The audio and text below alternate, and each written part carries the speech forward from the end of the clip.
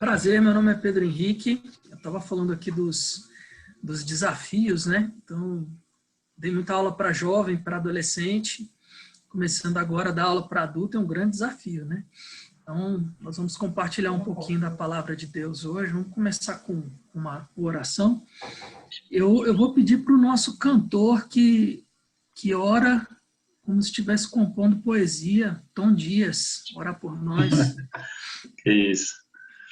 Vamos orar. Senhor, obrigado por mais uma manhã onde o Senhor renova sobre nós as tuas misericórdias e dela nós precisamos todos os dias, Senhor. Obrigado pelos irmãos aqui presentes, pelo nosso querido professor, o Pedro, que nos trará o conteúdo. Que o Senhor nos ajude a absorver a tua palavra e, acima de tudo, aplicá-la em nossas vidas. Que sejamos bem-sucedidos porque temos em nós o teu Espírito Santo e contamos com ele em nossas vidas, Senhor. Com o teu senhorio, em nome de Jesus. Amém. Amém. Amém, irmãos. Vamos compartilhar a nossa tela. Juntos, a nossa aula de hoje é Deus salva, presbiterianismo aplicado. Em função da Lei Geral de Proteção de Dados, né? A gente tem que ler esse textinho aqui. Esta aula está sendo gravada e será disponibilizada no canal da IPN do YouTube. Permanecendo nesta sala, você está concordando com a disponibilização do vídeo e, caso ocorra, a reprodução da sua imagem e ou voz. Que tenhamos uma aula abençoada nesta manhã. Está aparecendo apresentado? Pronto, agora foi. Isso, Arthur, me ajuda aí para a gente começar, né, Arthur? Bom, essa é a aula 5, né? Deus salva, o plano e a certeza da salvação. E nós vamos começar com uma leitura de João 14:6. João 14:6. Quem pode ler para mim? Eu estava comentando aqui que eu estou meio sem voz, então eu vou precisar de muita ajuda. Amém? Amém. João 14, versículo 6. Eu sou o caminho, a verdade e a vida. Ninguém vem ao Pai senão por mim.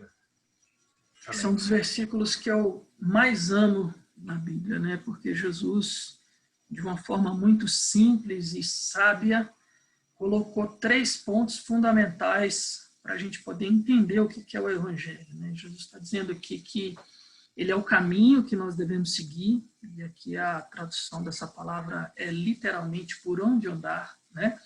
Ele é a verdade, quer dizer, a palavra do grego é aletheia, né?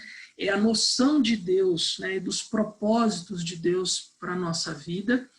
E ele disse que ele era a vida, né? E essa vida aqui representada também tem uma conexão com a palavra do grego que é logos, que é o sentido, a razão de ser, a razão de existir, né? Então nós vamos separar essa aula nesses 3 pontos: o caminho, a verdade e a vida. E nós vamos começar pelo caminho, né? Eu vou tentar fazer uma aula mais lúdica para ela não ficar tão pesada. Eu esqueci de botar o meu cronômetro aqui, vou botar agora para eu não me perder no tempo. E quando a gente fala de caminho, eu sou um apaixonado por mapas, sempre fui. Eu acho que o pessoal mais velho como eu vai lembrar que antigamente a gente comprava o guia rodoviário para viajar, né? Não tinha GPS, não tinha nada disso. E aí você ia de um lugar para o outro, eu colocava um monte fazendo um caderninho as anotações dos nomes das cidades. Então, eu vou sair de uma cidade, passar para outra, e passar para outra, e vira e mexe eu me perdia, né? Passava assim, pô, não tem essa cidade aqui, tinha que voltar com o mapa, né? E essa metáfora do mapa é uma metáfora muito bacana quando a gente fala de caminho, porque não adianta nada você estar em São Paulo com um mapa de Brasília. As ruas são completamente diferentes, né? Então, eu andei muito em São Paulo, ia a trabalho, chegava lá no primeiro voo, fazia reuniões lá e voltava no final da noite. E nessa época, onde não tinha GPS, eu já peguei várias vezes o taxista tirando um caderno de mapa de São Paulo para tentar achar o lugar da reunião. E como tinha muito taxista que às vezes dava, né, aquela engabelada na gente, né, eu já tentava decorar mais ou menos o mapa, porque senão ele ficava rodando, rodando, e o táxi ficava ali uma fortuna, né? Mas essa metáfora do caminho, ela é muito bacana quando a gente pensa no GPS de hoje, né? Então, hoje a gente tem os mapas dentro de um GPS, e que você vai para os Estados Unidos, você vai para qualquer lugar, você clica lá, né? Quero ir para tal lugar, e o GPS começa a te levar, né? E é fantástico isso, porque ele ainda te diz, olha, daqui tantos metros você vai virar à direita, né? Daqui tantos metros você vai virar à esquerda. E você não precisa decorar mais mapa nenhum, né? Mas acontece o seguinte, se esse GPS estiver errado, né? Não sei se vocês já tiveram essa experiência, né? Mas eu já tive essa experiência várias vezes, assim, de estar num lugar e de repente dar um erro no GPS e eu não memorizei o mapa e de repente eu não sei onde é que eu estou, eu não sei como é que eu volto, né? E eu costumo, várias vezes quando a gente falava de Deus, né, explicava a palavra do Senhor, eu usava essa metáfora do GPS, né? Deus criou a gente lá em Gênesis, né, com um caminho a ser seguido, mas o homem se desviou desse caminho, né? Então, o propósito original de Deus é que tivéssemos uma vida de plenitude com Ele, mas na visão, né, que nós temos cristã, dessa visão de mundo, o homem se desviou desse caminho. Nós vamos falar um pouquinho dessas consequências, né? Isso aqui é uma matéria dos Estados Unidos, né? 2019. Dezenas de motoristas seguem o Google Maps e acabam atolados na lama em Denver. Né? Quer dizer, deu erro, deu ruim lá no GPS do carro, não sei para onde que esses caras estavam indo, e eles acabaram atolados na lama, né? Acabaram ali com um carro parado sem conseguir andar. Existem muitos caminhos, né? Hoje, quando a gente fala de Bíblia, quando a gente fala de cristianismo, quando a gente fala da palavra de Deus, a gente muitas vezes, quando você, né, pega um amigo, esses dias eu estava falando para um rapaz do Uber, né? Peguei um Uber e falando de Jesus para ele, né, do caminho, e as pessoas nos confrontam, né, como cristãos, dizendo que existem outros caminhos, né? Então, assim, hoje você tem um caminho que as crianças aprendem na escola, né, do evolucionismo, como se fosse uma lei, né, uma teoria, que é apresentada como uma coisa certa e foi assim que foi feito, né? E quando você pega, por exemplo, um cientista falando, né, sobre o criacionismo, muitas vezes ele é motivo de chacota, né? Porque no mundo existe um caminho, né? As pessoas acreditam que a história do mundo começou numa ameba que se evoluiu e ao longo dos anos ela foi, né, melhorando até se transformar no ser humano, né? Então tem gente que entende que a história do mundo é essa. Cada caminho conta uma história. Eu costumo falar muito disso quando eu estou tentando explicar a Bíblia para alguém, né? Tem gente que acredita que você morre e volta e reencarna em animal, né? E volta se você for ruim, você volta num bicho pior. Se você for bom, você volta num bicho melhor, até isso ir crescendo. E tem várias reencarnações, né? Você tem perspectivas de caminhos como o ateísmo, que não acredita em Deus, não quer saber de Deus, não existe, o que tem é aqui, acabou, morreu, acabou, não tem nada depois da perspectiva da morte, né? Você tem caminhos como os povos muçulmanos, né? Tem uma crença completamente diferente da nossa em relação a quem é o Salvador, e uma perspectiva completamente diferente de relacionamento, por exemplo, com as mulheres, né? O respeito, né, muitas vezes pelas mulheres e por aí vai. Nós estamos falando de um caminho que é o presbiterianismo, né? Nós estamos falando de um caminho que é a Bíblia, que é o estudo da fé reformada, que é entender a palavra de Deus a partir da história que a Bíblia conta, né? Então, quando nós estamos falando de GPS, nós temos que entender isso, porque eu não sei vocês, mas eu fui criado reverenciando a Bíblia, né? Minha mãe tinha uma Bíblia que ela deixava aberta em casa, a gente tinha muito respeito, mas eu não conhecia a Bíblia, a gente não estudava a Bíblia, né? Eu fui criado com temor do sobrenatural, né? Porque muitos da família eram espíritas e tal, então o pessoal às vezes tinha medo, né? Espíritos, não sei o quê, nananana. E você começa a perceber, quando você cresce, entende a palavra e começa a estudar, né? Quando eu aceitei Jesus e comecei a estudar a palavra, que tinha muitas crenças que eu tinha que estavam erradas, não estava nem escrito na palavra, né? Não tinha nem referência bíblica para poder explicar isso, né? Muitas vezes a palavra de Deus ela serve de base para distorções que desviam as pessoas do caminho, né? E a primeira distorção disso, né, lá atrás, foi quando houve a queda do homem, né? Então, essa ilustração, o primeiro quadradinho aí, a gente está falando sobre criação, né? Então, a história da Bíblia, ela mostra Deus criando o homem em plenitude, em perfeição, né? Num ambiente perfeito, com uma razão de ser, né? A palavra para isso no grego é o logos, né? Com uma razão de ser para adorá-lo, para ter comunhão com ele, para servi-lo, né? E, de repente, o homem recebe uma proposta, né? A queda é uma proposta de um novo mapa.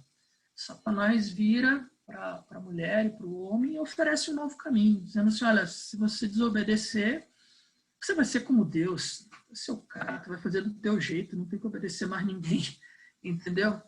E naquele momento, quer dizer, olha que coisa, né? Deus, na plenitude da presença, o homem na plenitude da presença de Deus, Deus convivendo com ele, o homem decide seguir o seu próprio caminho, né? Ele faz a única coisa que Deus falou que não era para fazer, né? Que era comer do fruto da árvore. E existe a queda do pecado ali, né? A cobiça, da desobediência. O homem escolhe esse caminho e Deus criou o mundo com as suas regras, né? Para que ele pudesse ter essa perfeição e o pecado quebra isso, né? E ele joga o mundo debaixo da maldição do pecado, né? Aquela decisão ali, né?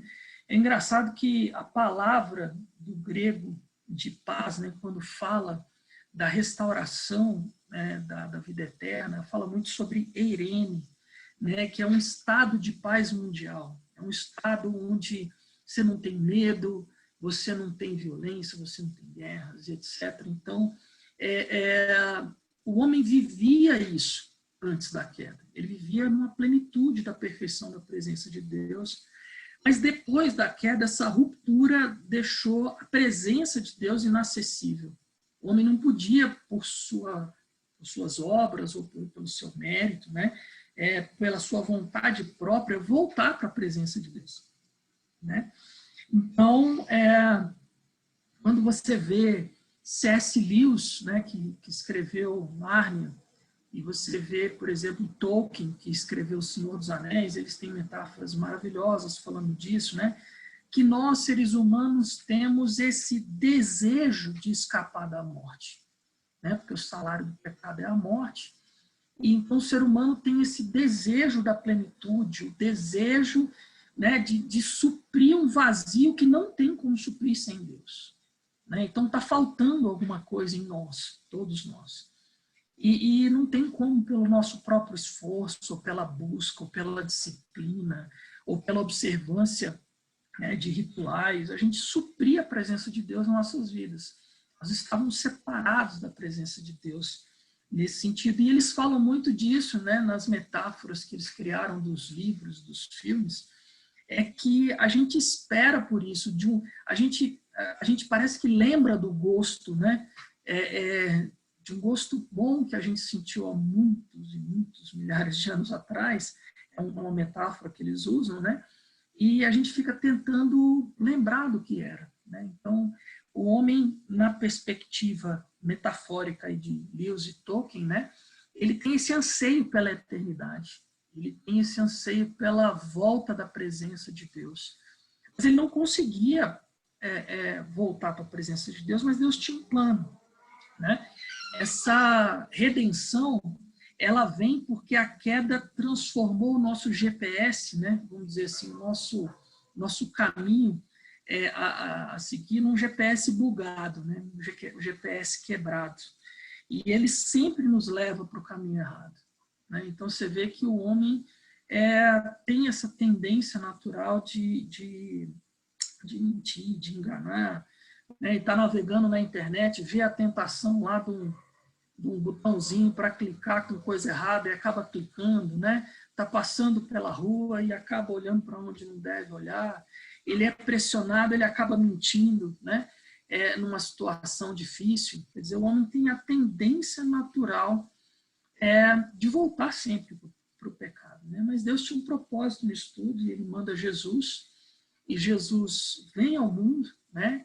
E morre na cruz pelos nossos pecados. Ele traz o sacrifício perfeito, né? Mesmo a gente não merecendo, mesmo a gente não fazendo nada para poder ser merecedor ou digno dessa grande bênção que é voltar para a presença de Deus, Jesus vem, né? E segue o caminho que Deus mandou ele fazer e vai para a cruz. E não foi só uma morte, né? Ele recebe ali toda a multidão de pecados que já cometemos ou vamos cometer naquele momento sobre a vida dele, né? E ele traz a remissão desses pecados naquela cruz. E tem gente que não entende essa dimensão, né, do que significa a redenção de Cristo, para que esse caminho fosse completo e para que a gente pudesse viver a eternidade com Cristo. Nós vamos falar um pouquinho disso mais para frente. É porque o caminho automático, né, do pecado é como se você tivesse um carro no piloto automático. O nosso piloto automático é o pecado, né? Então, esse GPS com o pecado, ele ficou defeituoso e a nossa tendência natural é cair em pecado. Se nós não tivéssemos Jesus ali na cruz, e se Jesus não tivesse, junto com o Pai, enviado o Espírito Santo para nós nunca conseguiríamos voltar para a presença de Deus e ter uma perspectiva de uma história diferente. E aqui eu tenho que te perguntar, né, em qual história você acredita? Porque muitas vezes, eu durante muito tempo, antes de conhecer Jesus de verdade, eu achava legal o cristianismo, mas também achava legal, né, o misticismo, também achava legal, quando eu era jovem, a questão do mundo espiritual, de mexer com o mundo espiritual. E eu acreditava em várias histórias, né? Aquele sofisma, né? Aquele raciocínio que induz ao erro, que o mundo criou, de que todos os caminhos levam para o mesmo lugar, todas as histórias vão bater no mesmo Deus, né? Eles criaram um raciocínio que induz ao erro, um sofisma, para dizer o seguinte: não, pode ser qualquer história, está tudo bem, o importante é você estar bem com você mesmo. E tal. E isso não existe segundo a Bíblia. Existe um único caminho, como a gente leu em João 14:6. E nós vamos falar sobre esse caminho, né? E aqui quero te perguntar, em qual história você acredita? Né? Qual é o caminho? Da onde que você veio e para onde você está indo? Vamos pensar num GPS aí, né? A gente veio de uma ameba e está indo para morrer e não ter mais nada, né? Do evolucionismo. A gente veio de uma situação que estamos, né, evoluindo, a sociedade está melhorando. Ou você consegue perceber o pecado ainda, né, na minha vida, na sua vida, na vida das pessoas ao redor, né? Porque a Bíblia fala que é o Espírito Santo que convence o homem da justiça, do pecado e do juízo. Tem gente que nem liga. Tem gente que peca e não está nem aí. Tem gente que não tem a percepção do erro no pecado, né? Não foi alcançado ainda pela presença do Espírito Santo. Não sei se para você está dando para ler, né? Mas na tirinha do Tom, a pergunta 19 do breve catecismo de Westminster fala o seguinte: qual é a miséria do estado em que o homem caiu? Ele fala o seguinte: todo gênero humano, pela sua queda, perdeu a comunhão com Deus e está debaixo de sua ira e maldição. E assim ficou sujeito a todas as misérias dessa vida, a própria morte e as penas do inferno para sempre. Isso é o que a Bíblia está dizendo que é a consequência dessa queda e do pecado. E aí nós vamos ler lá em João 8:32. Alguém pode ler para mim, por favor? Sim. Se vós permanecerdes na minha palavra, sois verdadeiramente meus discípulos, e conhecereis a verdade, e a verdade vos libertará. Cara, olha só.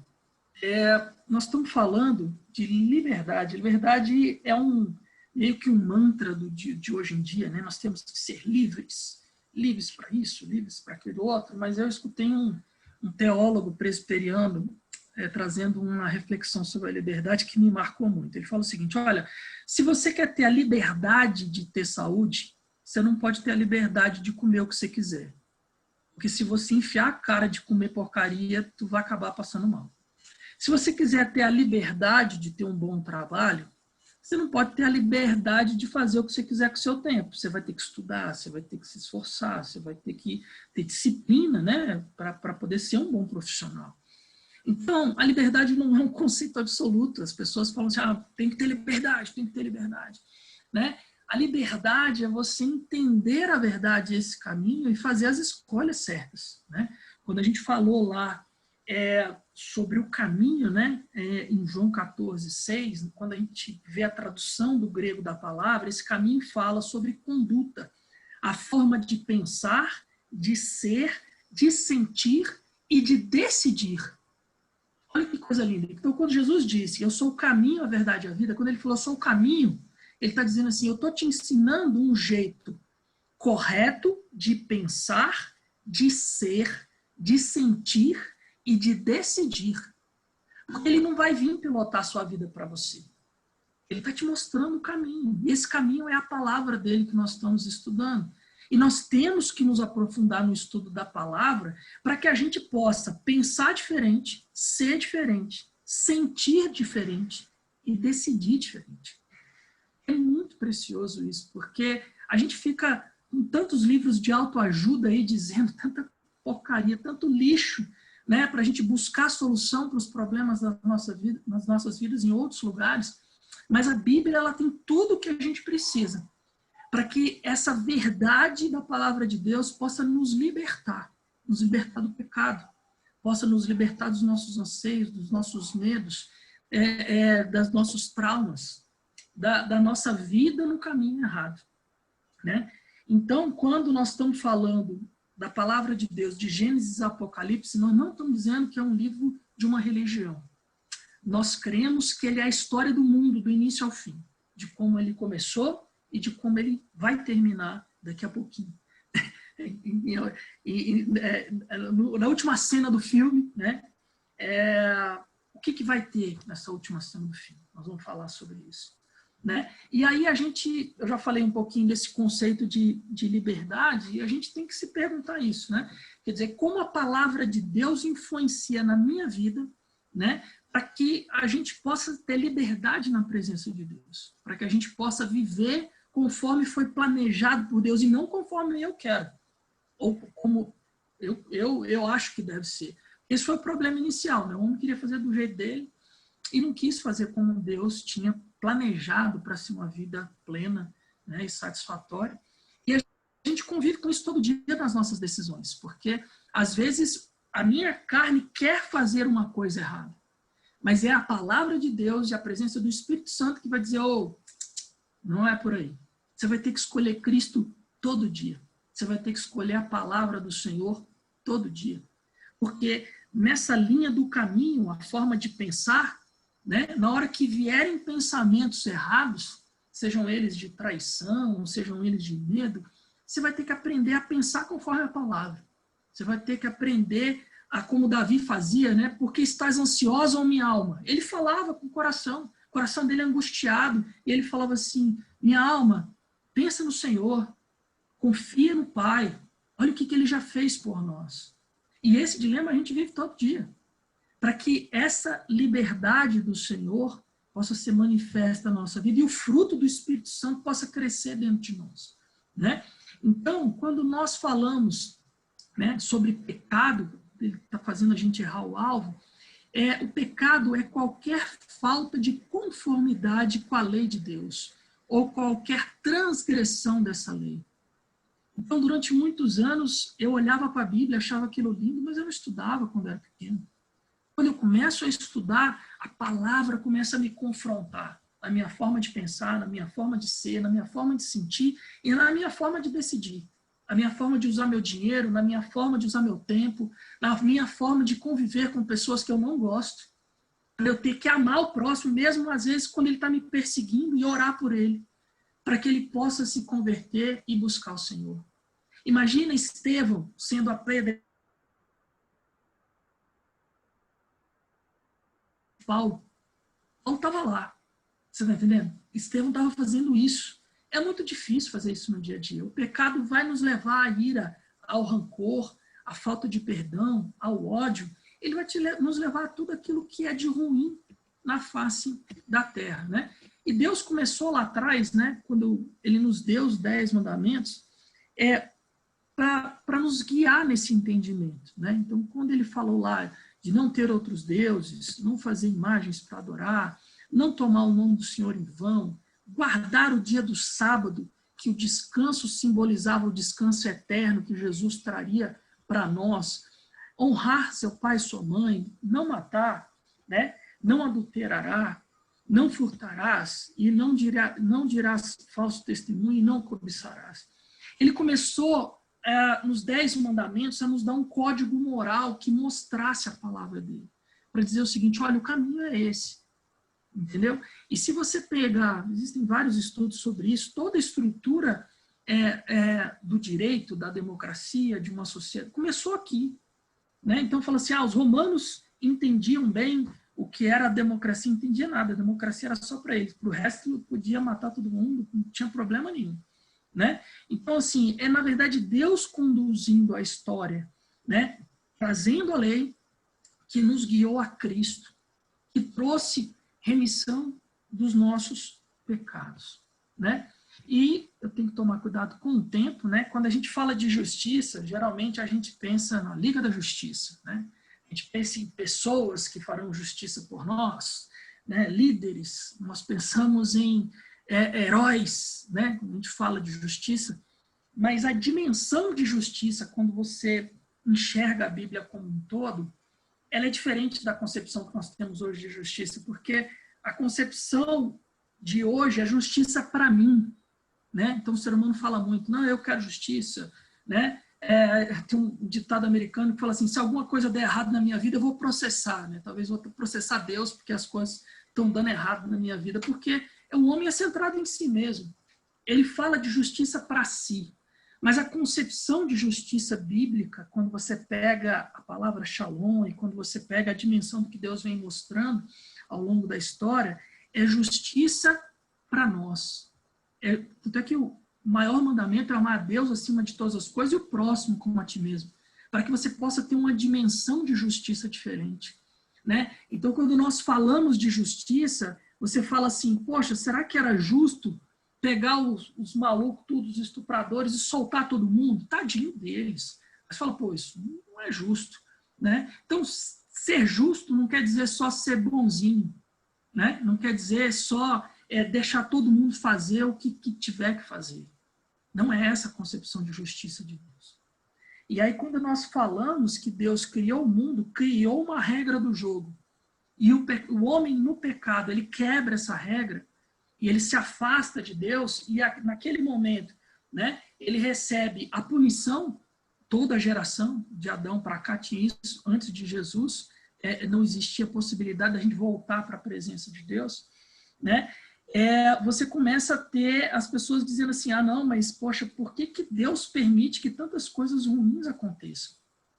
A gente tem que entender a história, nós temos que entender o caminho, né? Se a gente entende que isso aqui é um caminho, que vivemos um mundo de pecado, e que temos que, quando a gente ora o Pai Nosso, né, venha a nós o vosso reino, pedir para que o reino de Deus venha na nossa vida hoje, para a gente poder viver um pouquinho desse reino, que vamos experimentar a plenitude dele na eternidade, aí nós começamos a entender o conceito de justiça.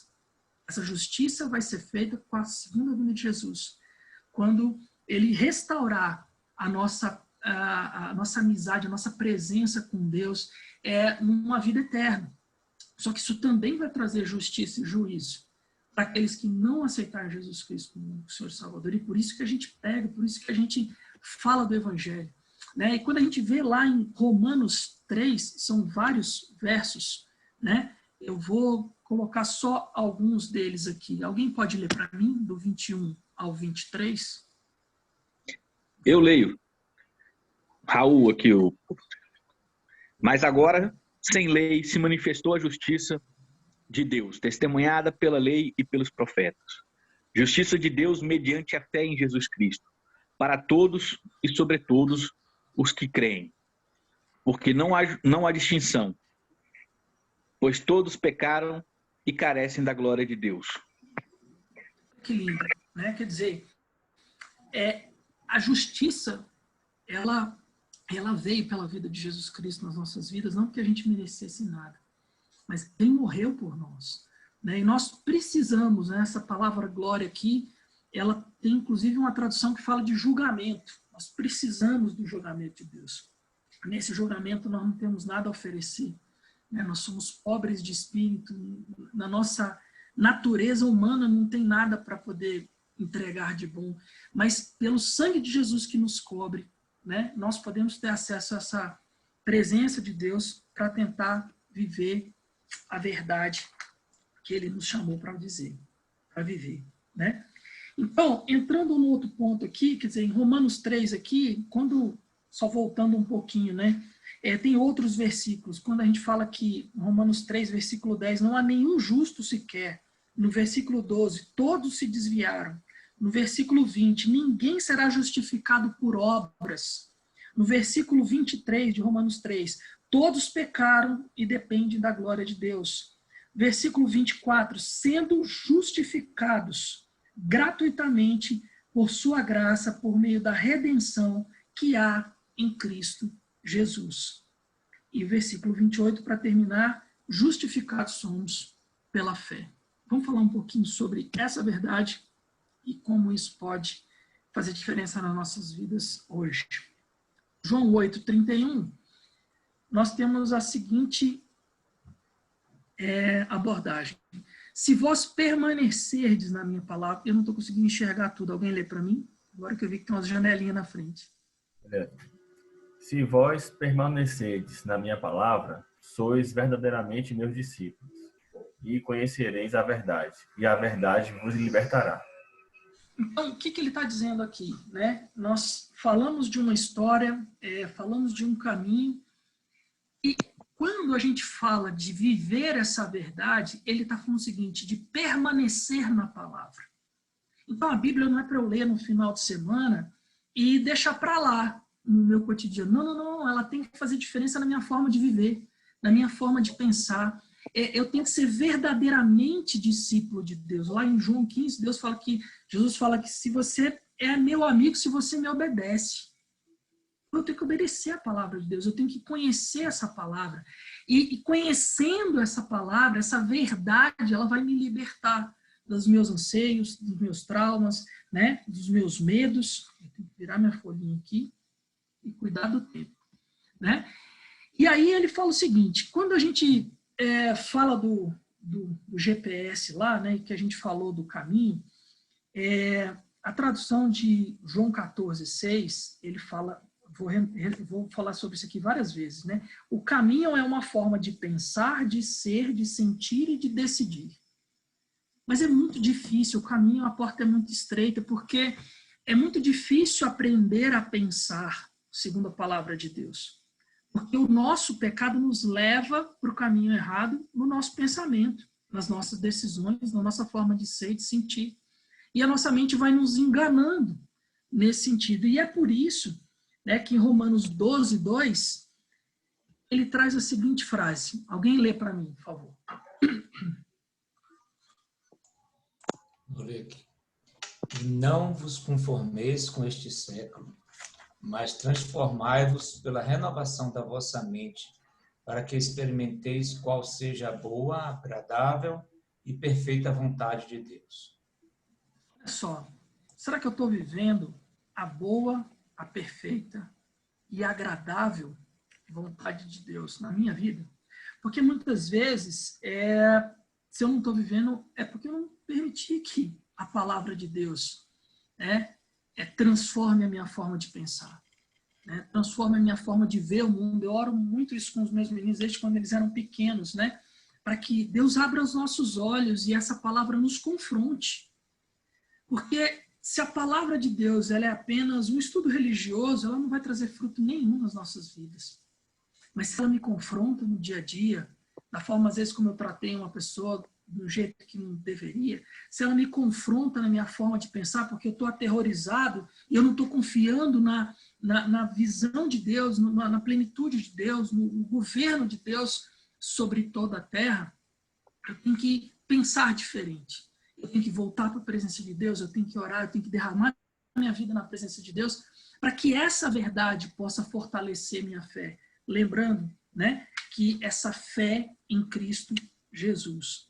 Então, essa verdade, ela é como o download do mapa certo. Então, a gente está com o GPS errado, cheio de pecado, errando o caminho o tempo todo.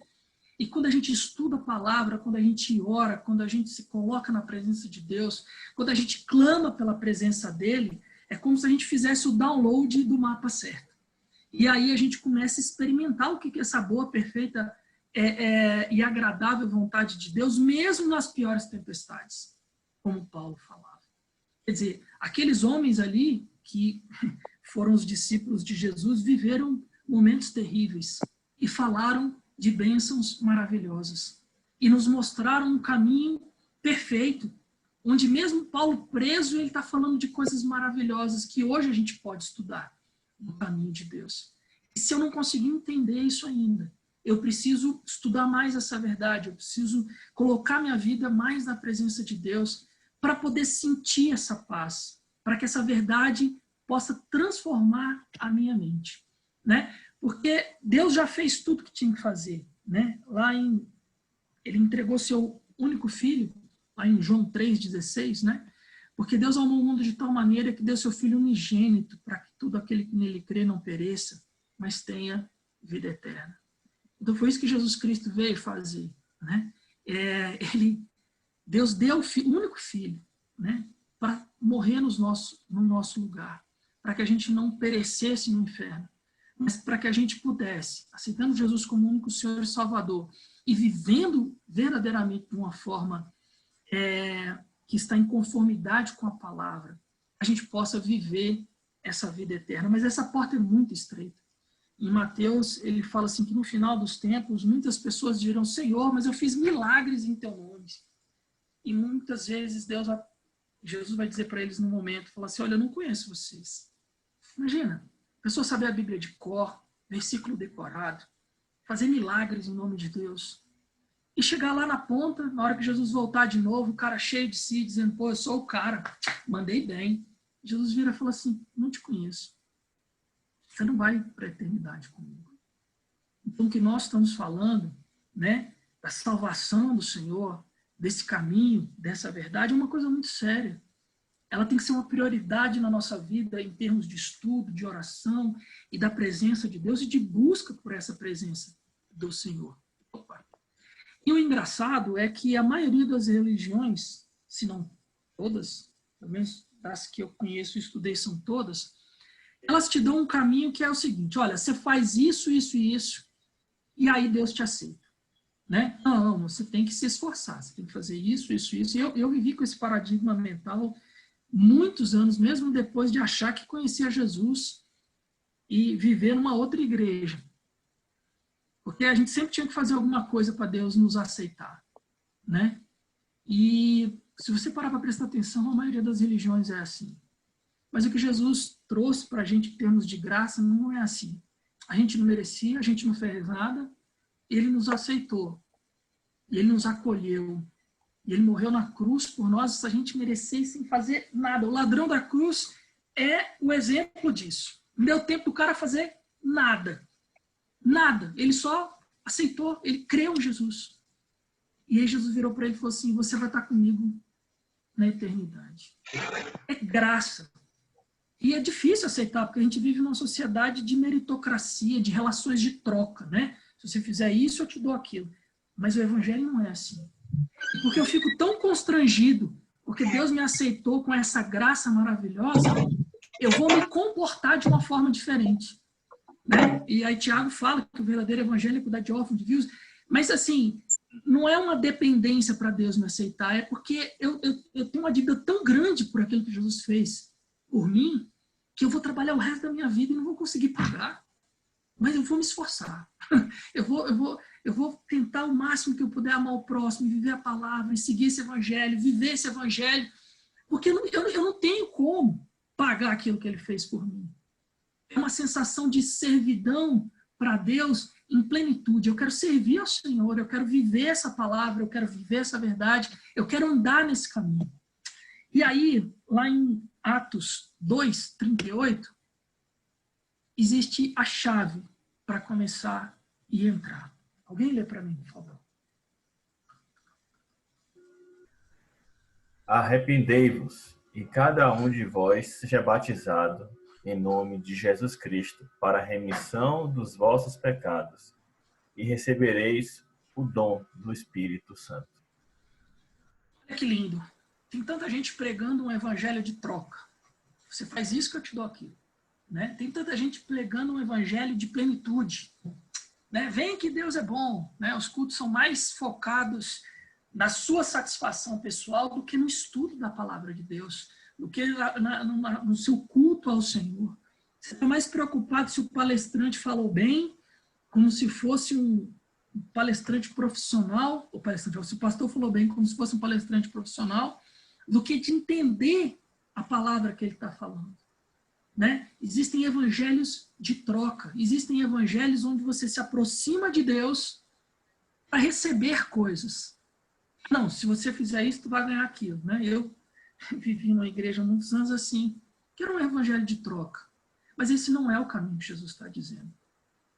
Esse não é o evangelho que nós estamos pregando na fé reformada, no presbiterianismo. O evangelho do presbiterianismo começa com arrependimento. Arrependei-vos. Arrepender é mudar de rumo, é mudar o caminho. Então, se eu olho pela janela e a vizinha está trocando de roupa, eu tenho que olhar para o outro lado.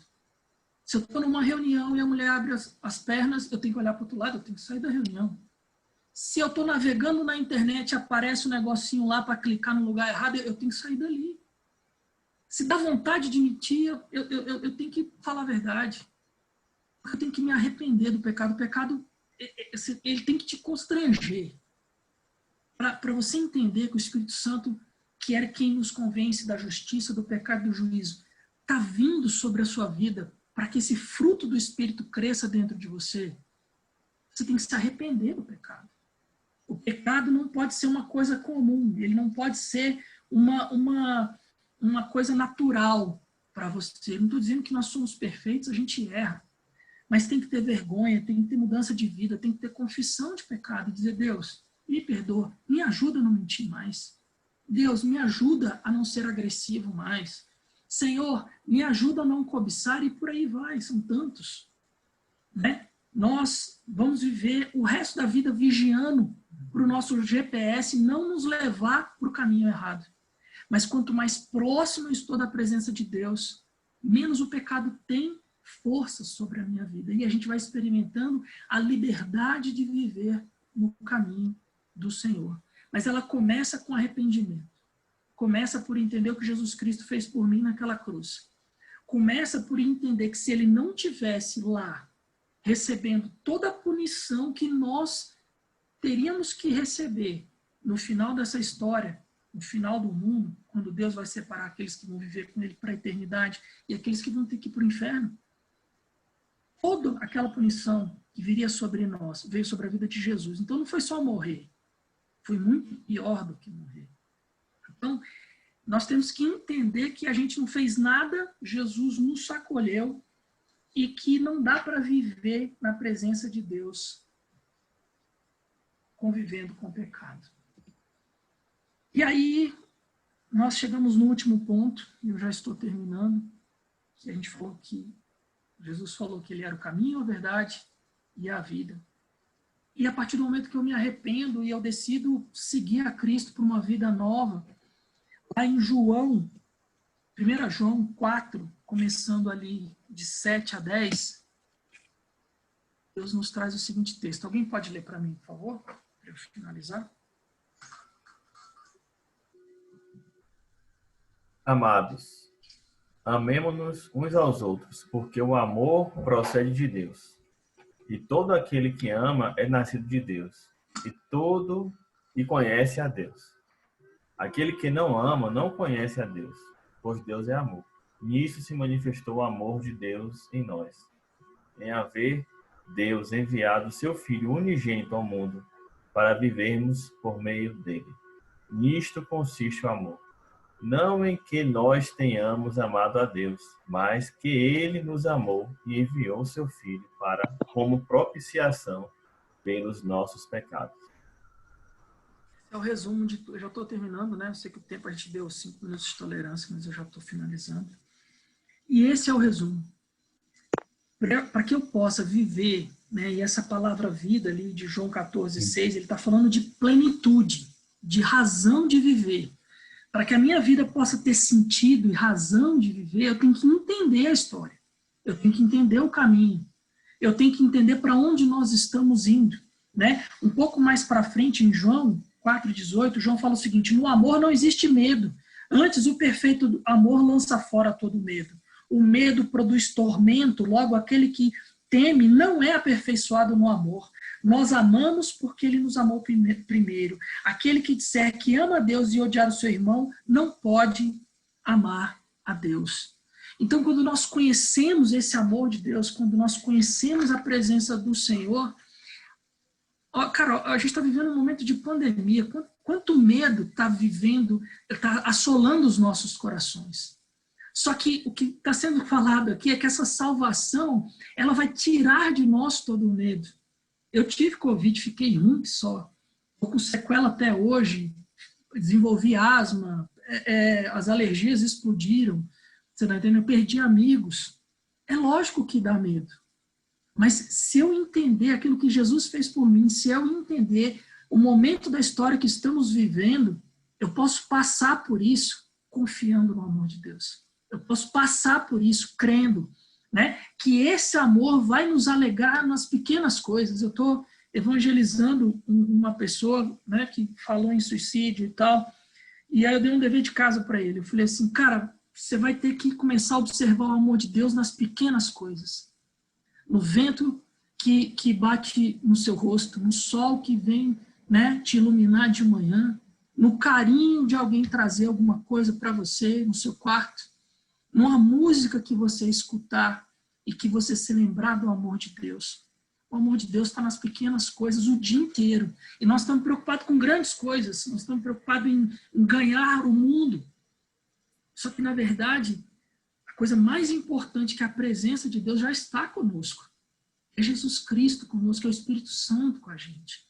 E nós podemos vivenciar esse amor mesmo em lockdown. Mesmo sem passear por aí, nós podemos vivenciar esse amor ligando para o irmão, carregando as cargas uns dos outros, né? Fazendo com que esse amor gere o fruto do Espírito Santo nas nossas vidas. E aí eu vou fechar com João 1:1, né? Que alguém pode ler para mim, fazendo um favor? No princípio era o Verbo, e o Verbo estava com Deus, e o Verbo era Deus. Ele estava no princípio com Deus. Todas as coisas foram feitas por intermédio dele, e sem ele, nada do que foi feito se fez. A vida estava nele, e a vida era a luz dos homens. João capítulo 1, versículo 1 a 4. Grato, muito obrigado. João usou o termo, quando ele falou verbo, ele usou o termo logos. Os gregos, eles usavam esse termo para tentar buscar a razão ou o plano divino que coordena o universo em constante mudança. Então, João pegou o termo específico do grego daquela época para dizer o seguinte: olha só, o cara que governa esse troço todo que vocês estão procurando tem um tempão, esse cara aqui. Era Jesus. Ele estava lá com Deus. Ele criou tudo. Eles governam tudo. Pai, o Filho e o Espírito Santo governam tudo. O Verbo estava com Deus e ele veio e ele habitou conosco e ele criou um caminho para que a gente viva em plenitude. E quando a gente ora o Pai Nosso, do venha a nós o vosso reino, é para que esse caminho seja sentido aqui agora, né? Nós vamos viver com Jesus na eternidade, mas nós podemos ter o gostinho. O Tim Keller, ele fala, tão bonitinho, ele fala assim, que são amostras grátis da presença de Deus. É só um pouquinho, às vezes, né? Mas que a gente pode sentir daquilo que nós vamos sentir na eternidade com o Senhor. E essa palavra logos, ela é uma palavra que define o sentido. Então, por exemplo, assim, um carro tem logos, né? O termo, eu já falei sobre isso aqui, né? Falei também sobre a questão do logos, né? De Deus criar tudo e governar tudo, mas, por exemplo, assim, o carro foi feito para você dirigir. Então, você tem um carro como o Tesla que dirige sozinho. Ele foi feito, o logos dele é um carro autônomo. Eu tenho um amigo que tem, e ele falou, cara, é fantástico, descendo a Serra do Rio de Janeiro, e ele fazendo curva, parando, e eu ali preocupado para ver se ele não ia bater em alguém, mas ele desceu a serra todinha sozinho, sem bater, sem sair da pista. Ele foi feito para dirigir sozinho. Mas o carro não foi feito para ser dirigido por uma criança. Isso aqui é uma matéria de um menino de 5 anos de idade, pegou o carro automático da mãe, botou R$3 no bolso, falou que ia comprar um Lamborghini e saiu dirigindo nos Estados Unidos. O carro não foi feito por uma criança dirigir. O logos está errado, né? A razão de ser para que criaram o carro, se ele tivesse num Tesla, até que não dava problema não, mas o carro normal da mãe dele não foi feito para isso, né? E aí, eu estou correndo aqui porque meu tempo já acabou, né? Quando a gente fala do que Deus nos fez, para que Deus nos fez? Né? Para adorá-lo, para conhecer esse caminho, para entender a verdade, para conhecer essa vida. Né? Aqui, quando o Tom fala que as bênçãos que nessa vida acompanham a justificação, a adoção e a santificação, ou delas procedem, são... Alguém lê para mim o último quadrinho? Porque está em cima, está embaixo da câmera. Último quadrinho. Certeza do amor de Deus, paz de consciência, gozo no Espírito Santo, aumento de graça e perseverança nela até o fim. Amém. Então, nesse momento onde a gente fala dessa história como um todo, eu posso ter a certeza de que esse amor que me alcançou é firme para eu poder colocar minha fé na palavra do Senhor, aceitar Jesus como único Senhor e Salvador, iniciar uma vida onde eu me arrependo dos meus pecados e começo a seguir a Cristo de todo o meu coração. Irmãos, o horário meu já estourou. Eu ainda tinha mais uma abordagenzinha final aqui, mas eu queria... Oi? Pedro, se os alunos concordarem, você pode fazer a sua abordagem e concluir sua aula. Vocês seguram Por mim, onda mais tranquilo, pode continuar. 2 minutinhos? Sim. Como é que vocês estão aí? Por mim tá ok. Me perdoe pelo horário aqui, que eu estou acostumando. Então, vamos lá. Essa certeza da salvação, né? Eu fiz rapel desde quando eu era jovem, né? E a gente fazia as ancoragens, tinha que tomar todo um cuidado para não cair, né? Porque eu tinha que me ancorar num lugar firme para poder descer, e eu ia botar... Na época, eu e a minha esposa, a gente era namorado, né? Ia botar minha namorada para descer juntos. E depois que cresceu... esses aqui são os equipamentos, né? Exemplos de equipamentos que tem que ser cuidados, tem toda uma técnica para você ancorar ali e ter certeza que aquele troço não vai cair. Porque se você ancorar errado ou utilizar, né, uma fundação errada, você vai cair de 25 metros, um prédio gigantesco. Né? Esse aqui é o meu filho, ele amava o Homem-Aranha e ele subindo. Você vê que a corda vai lá em cima e volta, eu estou puxando ele aqui, quer dizer, não tinha perigo dele cair daí de cima, ele devia ter uns 7 para 8 anos aqui, e ele estava se achando um Homem-Aranha aqui subindo, e eu segurando ele na corda. Mas eu tinha confiança de botar ele para subir, porque eu tinha certeza que não ia cair. Eu que cuidava da corda, eu que ancorava, eu que fazia tudo ali, eu tinha certeza que, né, os amigos podiam subir, que ninguém ia cair. Né? Essa certeza de eu saber que eu não vou cair, né, quando a gente fala de Cristo, é a certeza que me leva a definir o caminho para andar minha vida. Quando eu aceitei Jesus, quando eu decidi estudar a Bíblia, quando eu decidi buscar o Senhor, quando eu decidi que aquilo que estava na palavra de Deus era verdade sobre a minha vida, quando eu decidi que queria pensar, ser e sentir e começar a decidir minha vida como um Cristo, né? Aquilo criou um novo caminho. Eu vejo o tempo todo comigo, na minha vida, às vezes o meu coração quer ir por um caminho errado, o meu coração está com medo, o meu coração está querendo me colocar no piloto automático do pecado, mas é a palavra, a oração, a presença do Espírito Santo que me mantém na presença de Deus para eu seguir o caminho. E tem, aí eu já fechei agora, né? Tem uma placa na faculdade de Stanford, é como se fosse um ponto desse de GPS, dizendo assim, você está aqui.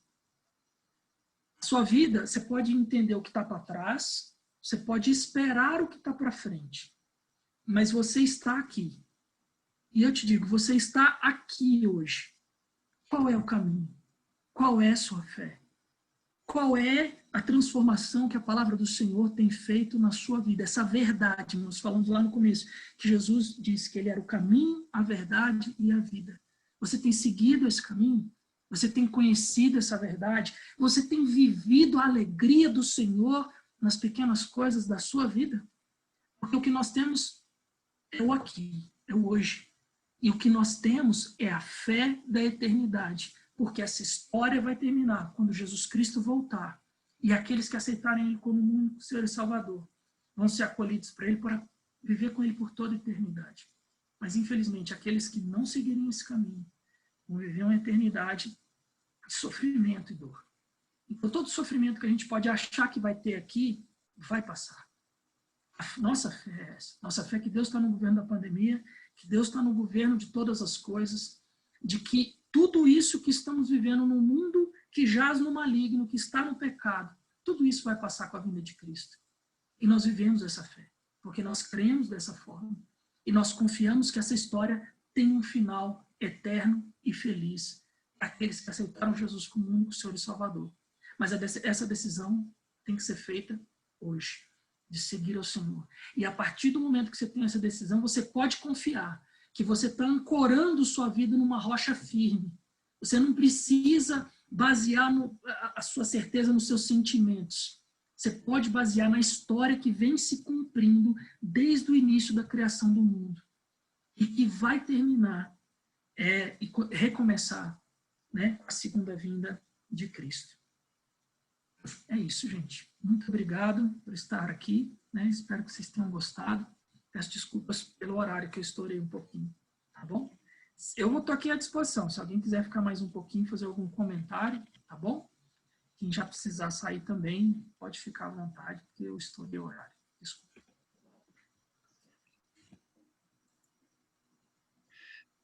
Pedro, você pode fechar isso, para a gente conver com todo mundo.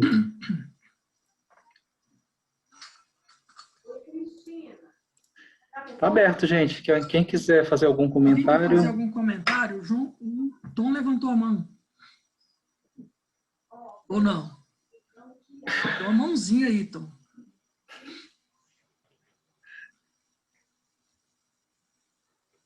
Agradecer, né, Pedro Henrique? Agradecer, né? Agradecer a Deus por esse momento, por ter usado você. João é fácil, né? É muito amor. É a vontade de Deus, é a grandeza de Deus sendo trazida por meio do que ele nos transmite, né? Que passou para João, para que João nos transmitisse. Você foi muito feliz. A metodologia que você empregou, ela foi clara, a didática foi muito boa, né? A forma como você escolheu para apresentar não deixou muita dúvida, não. É ruim quando a gente apresenta alguma coisa e ninguém tem nada para perguntar, né? Mas às vezes acontece de ser muito bom. Eu, particularmente, não tenho dúvida para colocar, mas queria fazer o uso da palavra para agradecer a Deus, primeiramente, né? Por ter usado você e tudo que nos foi trazido hoje aqui, mas você foi instrumento disso tudo, mas que tudo seja para a honra e glória dele. Amém. Glórias ao Senhor. Amém. Mais alguém? Eu cheguei um pouquinho atrasado, mas também gostei muito da parte que eu vi, das analogias também foram muito bem colocadas, né? E é interessante que eu nunca fui alpinista nem nada assim, mas sempre pensei nesse exemplo, né?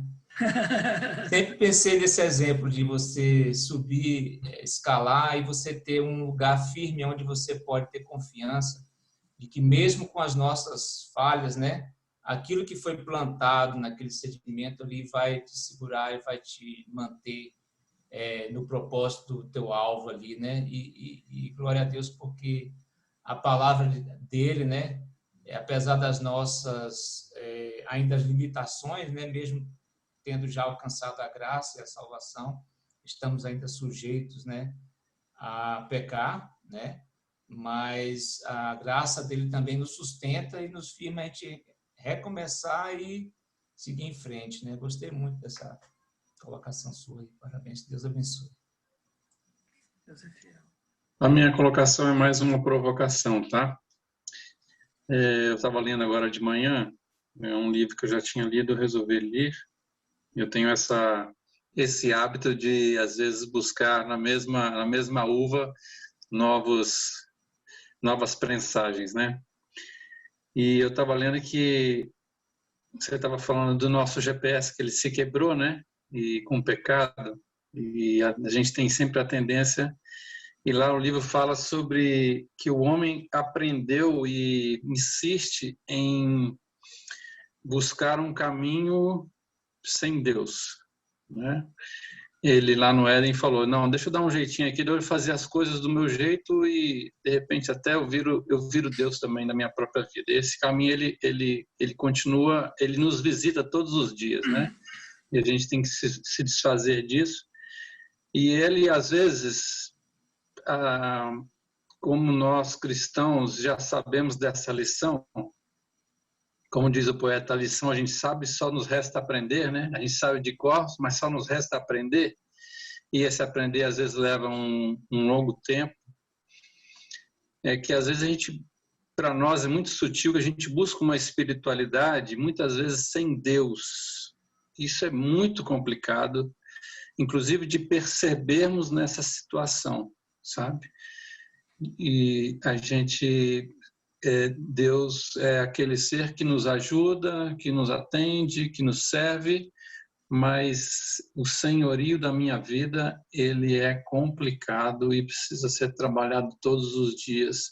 Eu acho que é justamente a gente resetar esse como é que chama? O GPS e falar assim, não é esse o caminho que eu quero para a minha vida, que é o caminho natural do homem, né?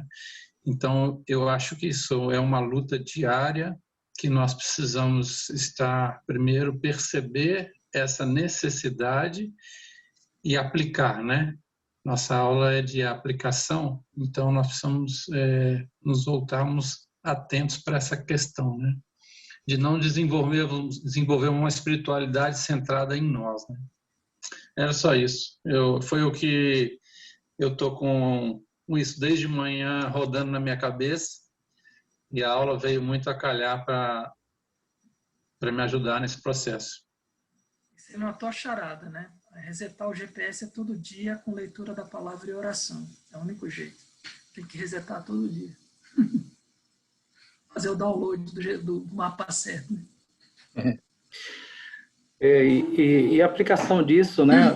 Quando você estava falando sobre o GPS, né? Na verdade, a atualização do GPS, o Espírito Santo, né? A nossa aula da semana passada, né? É a nossa atualização de GPS, né? Dia a dia, né? Ele continua a obra nas nossas vidas, né? Para glorificar a Cristo, para fazer com que a obra de redenção ela se realize nas nossas vidas a cada dia, né? E aquele versículo que fala assim que o Espírito, semelhantemente, ele nos assiste em nossa fraqueza, né? Porque nós não sabemos orar, a gente não sabe, às vezes andar, pensar como convém, mas aquele que sonda o coração de Deus é aquele que ora por nós e intercede por nós com gemidos inexprimíveis, né? E que vai atualizando o nosso GPS dia a dia, que vai nos convencendo, Pedro, sabe, né? Do nosso pecado diário, sabe? Daquelas coisas que a gente faz assim e o Espírito vem para te lembrar que, olha, né? É como um versículo de Isaías que eu gosto muito, né? Que fala assim, quando te desviares para a direita ou para a esquerda, ouvirás atrás de ti uma voz dizendo, filho, este é o caminho, andai por ele.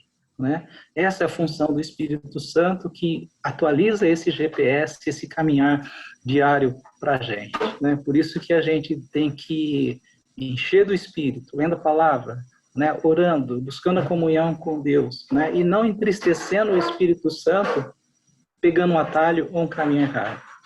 Amém. É isso aí. Benção. Mais alguém? Podemos fechar com uma oração? Podemos? Evaldo, ora por nós, irmão, por favor. Pai bendito, nós somos gratos ao Senhor, Pai, por esta manhã, pela palavra do Senhor ministrada aos nossos corações, ó Deus. Te agradecemos pelo Pedro, suplicamos as tuas ricas bênçãos sobre ele, sobre sua família e também sobre cada pessoa que esteve aqui nessa sala, nesse dia, Pai, nessa aula de escola dominical. Que o Senhor abençoe todas as famílias aqui representadas, ó Deus, e que o Senhor, ó Pai, possa fazer com que a tua palavra frutifique em nossas vidas, Pai. Que possamos andar de maneira que agrade ao teu coração, Senhor, trilhando o caminho, Senhor, que o Senhor, Pai, deseja para as nossas vidas. Pai, até que possamos, ó Pai, enfim, estarmos eternamente com o Senhor na eternidade, Senhor, gozando das delícias, Senhor, que o Senhor tem prometido para nós, Pai. E que nesse caminhar, Pai, possamos lembrar de testemunhar do amor de Jesus a todas as pessoas, Pai, para que pessoas venham a aceitar a Jesus como seu eterno Salvador e Senhor de suas vidas. Essa é a nossa oração que fazemos em nome do Senhor Jesus. Amém, Senhor. Amém, queridos. Mais uma vez peço perdão pelo horário. É isso. Uma bênção estar aqui com vocês. Bom dia.